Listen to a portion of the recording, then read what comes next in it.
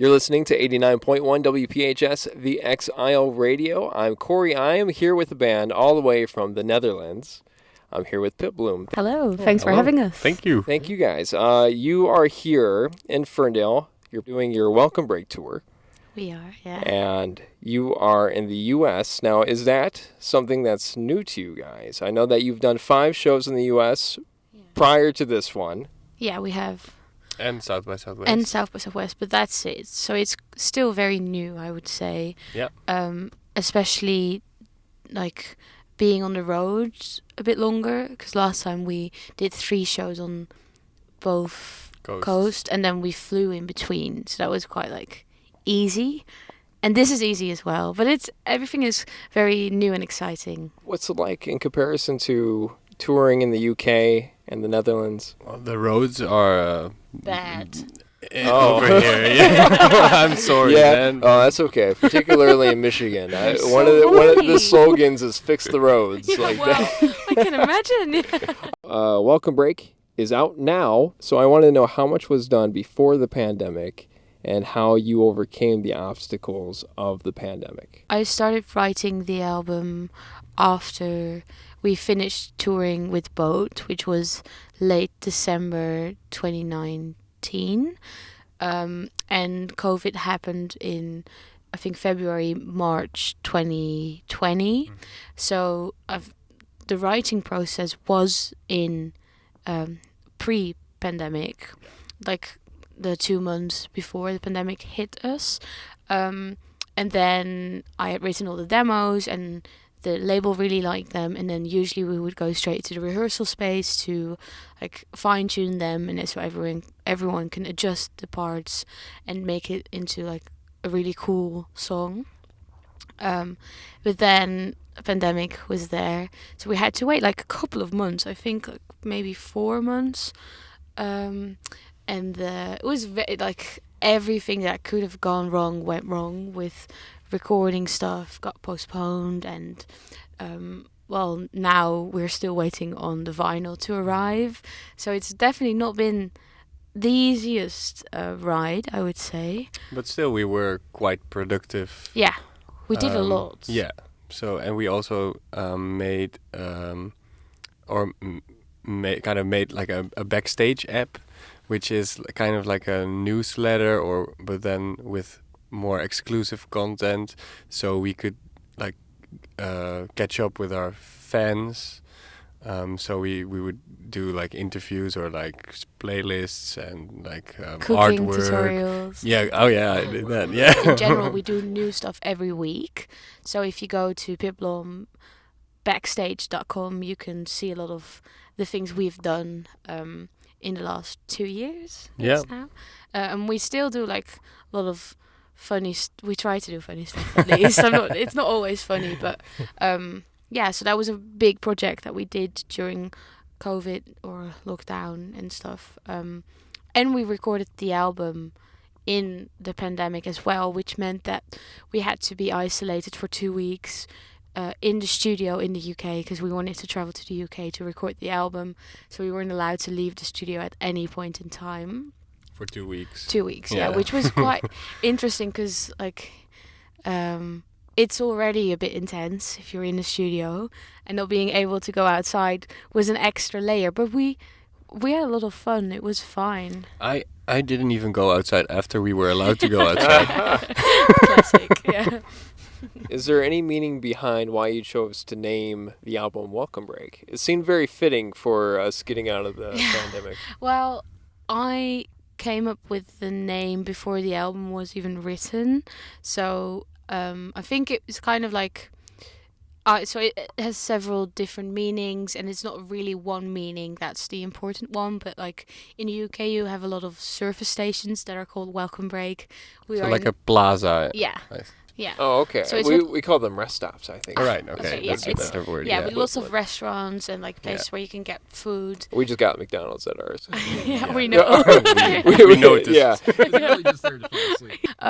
But then when we were in 2019, we played so many shows, and I quite like the idea of like, because I started writing straight after all the touring, like kind of having a wink towards the UK touring, and Mhm. also Because they're like, some of them are called Welcome Break, yeah, Okay. and they're very nice. So you They're would go really on the nice. road, when you're on the road and you see one, it's like, hey, nice, it's a Welcome Break. they've And got the then, nice shops know, and stuff. Yeah. So that was a bit, and then at the same time I was very tired and a bit like done with touring because we did a lot of shows, and I thought it would be like a nice wink towards that as well. But then Mhm. it's not like one meaning, so it's like a bit of everything at the Sure. same time. Mhm. And I really like the sound of it as well. I really like that there are 2 words, Mhm. just the general sound. Of the word, I really or like. the words, Yeah, the phrase. the phrase. Yeah. The track "Keeping It Together." It's a very powerful track, and you guys have a music video for it that's available to watch. What is the story behind the song? There isn't really a story behind the song. So if I start writing the lyrics for a song, what I usually do is I first make a demo with like gibberish, or like real words, but not really grammarly correct, or doesn't really make any sense. And then I start writing the lyrics after a bit, and then I use the words that I feel like work in the melody. So for example, if I've said something along the lines of "can you tell me what is wrong," and then I like how that fits in the melody, I keep that, and then I start using rhyme zone, which Yeah, is it's kind of like a puzzle. then. exactly, yeah. And then I'm Try like, fitting it. oh, what's rhyming? And then if I see a word that I like, I'm like, what story can I come up with? And there are bits that are personal about my life, but lots of it is just, Imagination. fantasy. Yeah. Sure. Yeah. That's awesome. Are there any other tracks on this album that really stand out as like a really meaningful, important track to you guys? I think for me personally, I really like Faces. Feels like a very mature song for us. Like, more sophisticated maybe. And we all had like a big part in kind of like writing together. Also with I Know I'm Not Easy to Like. Yeah. And it's a little bit less like straight to the point pop song. It has a different like a kind of a different I say it structure. Yeah. So that's what it's kind of like more experimental, I guess. Yeah. And I'm really glad that it came out that way, and it ended being on the record. Yeah. Same. I know that your brother's in the band. Yeah. How'd you find the rest of your bandmates? Well, it's been quite a process because we started off with different people, then that didn't work out, and then we had a couple of lineup changes. At one point, the drummer left, and we started asking around if people knew a cool drummer, and we were thinking about it as well. So we threw a party with the 3 bands playing with the drummers that we really liked. They weren't aware of this, so we could check if we liked the drummers. It was a secret audition? Yeah, it was. And that's kind of how we thought like Jeannie is a really good match, and we asked her, and she really wanted to be a part of the band. And later on, the bass player quit the band, and kind of the same thing happened, except for this time we didn't do any like auditioning. I didn't need it. No, and we were in a big rush because we had to record the album in like a month. So it was I would say, like looking back at it now, it's a big leap of faith because you don't know each other at all, and you're gonna go for your debut album. You're gonna go into the studio with someone that you like never have spoken to before. But it worked out really, really well. Did that chemistry happen right away, or did it take some time? I think it always takes some time to be like very relaxed. But definitely with the stress that comes with making a record and rehearsing, and but I think there was there was a click. It felt good, definitely, yeah. Otherwise we from the first moment on, like musically, and then maybe friendship. It was like always comes later, but it goes hand in hand. I read that your brother did not want to be in the band, so how'd you convince him of that? Well, what happened was so I asked him several times and he didn't want to join the band, and then we were on a plane to Italy, and then there was like massive I think you guys call it rough air. Turbulence? Turbulence, Yeah, turbulence. Oh yeah. Well, on the plane they said rough air. I would rough air makes more sense. Okay. It takes a second to figure out what turbulence means.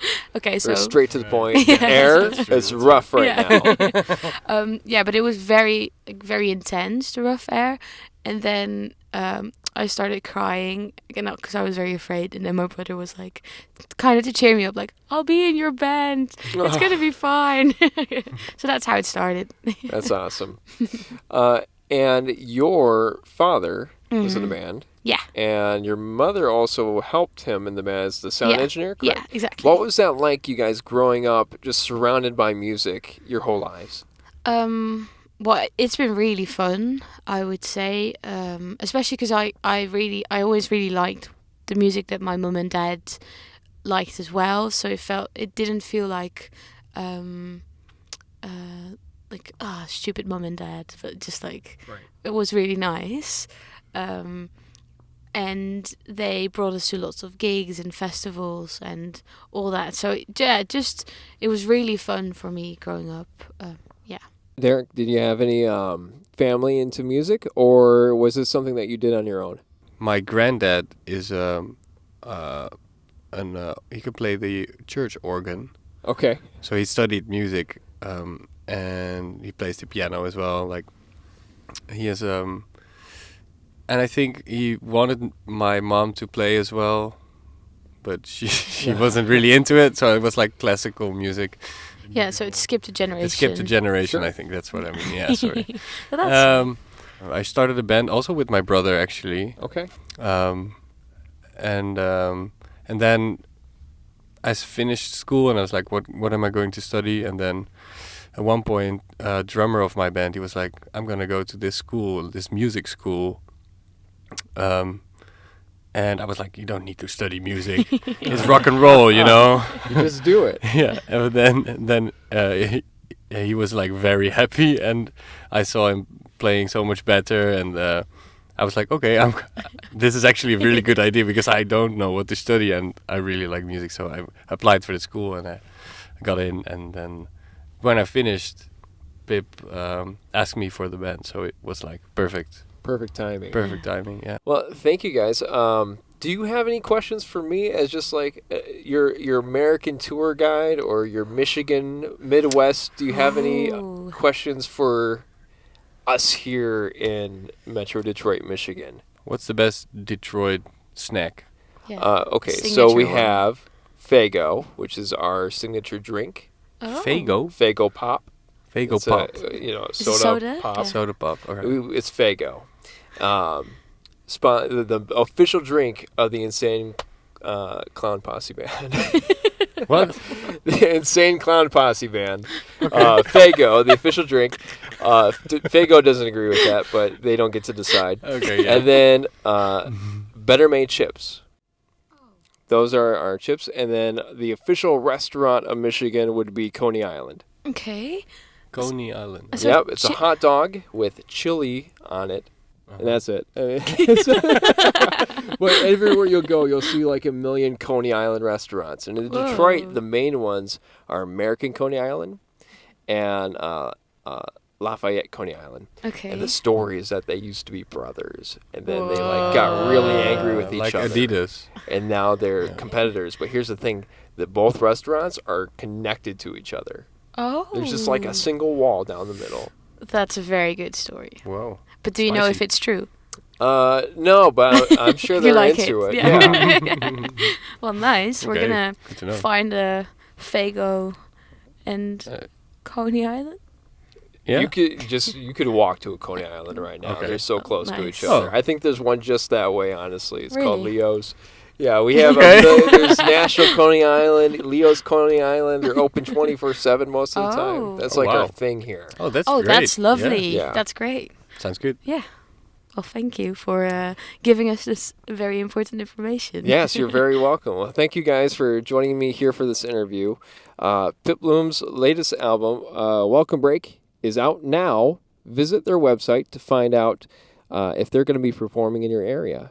Did you guys want to say anything else to your fans who are listening? Thank you guys so much for the support, and I hope you guys like our tracks. Yeah. See you soon.